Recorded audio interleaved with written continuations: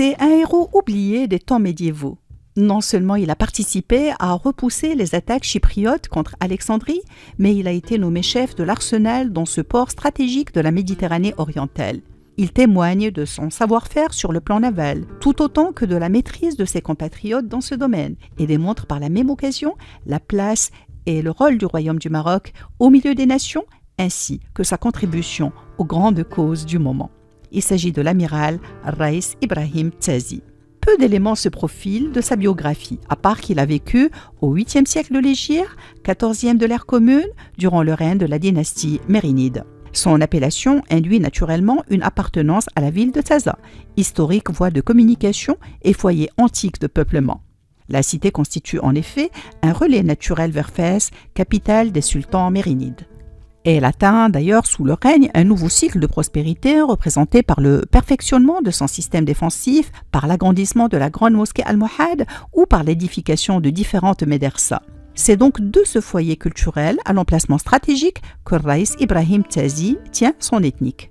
Son apparition dans les livres d'histoire fait suite aux événements décisifs qui ont eu lieu en Égypte durant le règne du sultan mamelouk Al-Ashraf Sha'ban ben Hussein, exactement en octobre 1365. Une expédition militaire de près de 10 000 hommes était menée par le roi de Chypre, Pierre Ier de Lusignan, contre la ville d'Alexandrie.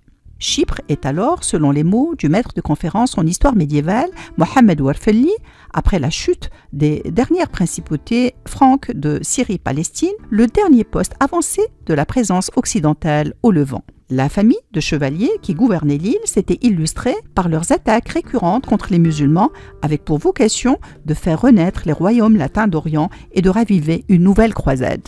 C'est ainsi que le roi de Chypre, Pierre Ier, avait visité les cours d'Europe, accompagnant le légat pontifical Pierre Thomas afin de les rallier à ce qui est appelé le Saint Voyage d'Outre-mer.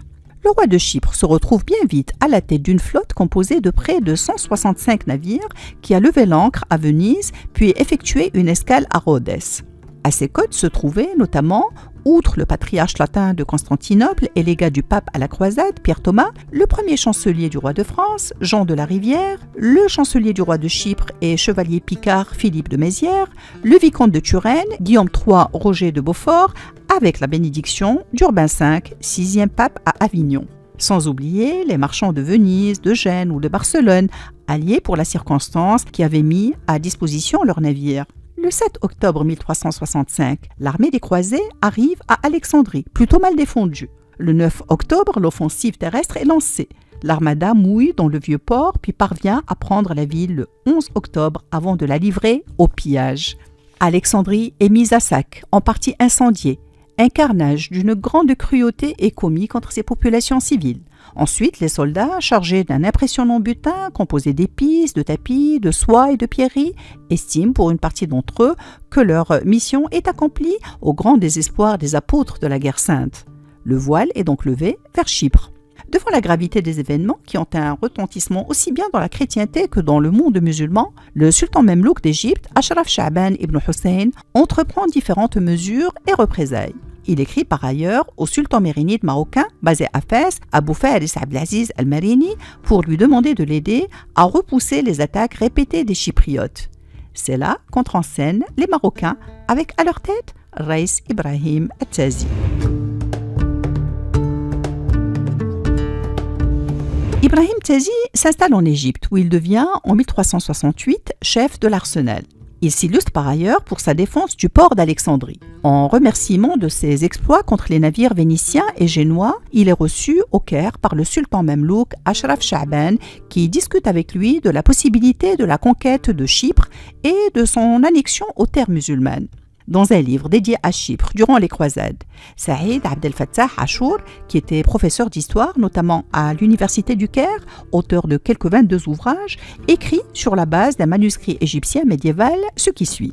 Le sultan égyptien aurait demandé à Raïs Ibrahim Tazi d'Alexandrie, décrit comme étant réputé pour son courage et sa connaissance des arts maritimes contre les Francs en mer, « Pouvez-vous conquérir l'île de Chypre ?» « Oui, répond Raïs Tazi. Le sultan lui dit alors « Avec combien de vaisseaux ?»« 100, répond-il. Le sultan lui dit alors qu'ils étaient prêts et mis à sa disposition, mais notre amiral décide de n'en prendre d'abord que 2 en vue d'une expédition initiale formée de 500 personnes.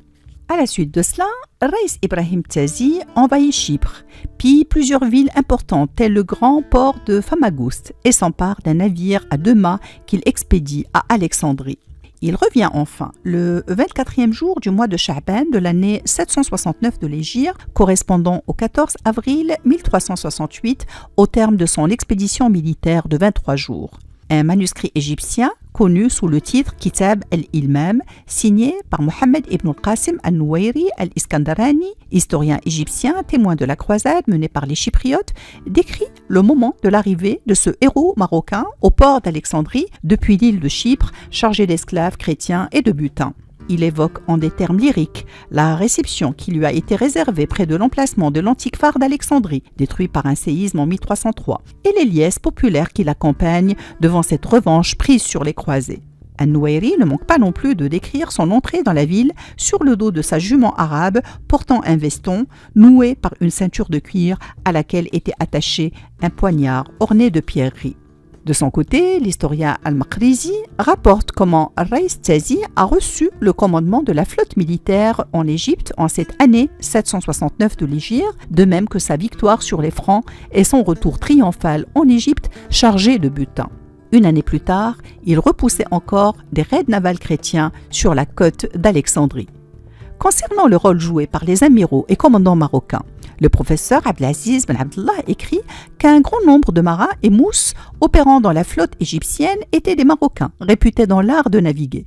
Cette renommée, les Maghrébins l'avaient acquise grâce à leurs exploits depuis le XIe siècle de l'Hégire jusqu'à la période ayoubite, au cours de laquelle ils avaient participé activement aux raids contre les croisés à Aïdab. Les Mamelouks les considéraient comme les tenants des grands rouliers. Le grand arsenal d'Alexandrie était administré par le commandant Ibrahim Tazi, connu par son héroïsme sans pair au cours des croisades. An-Nuwayri, commentant la haute portée de ses exploits, précise que les Francs n'étaient maîtrisés que par les Marocains avec lesquels ils cohabitaient en Andalousie. Et si la solidarité sans faille s'est manifestée d'extrême Occident, peut-on en dire autant en sens inverse ? Dans son ouvrage intitulé « Port et réseau d'échange dans le Maghreb médiéval », on peut lire de la plume du médiéviste agrégé d'histoire Dominique Valérian.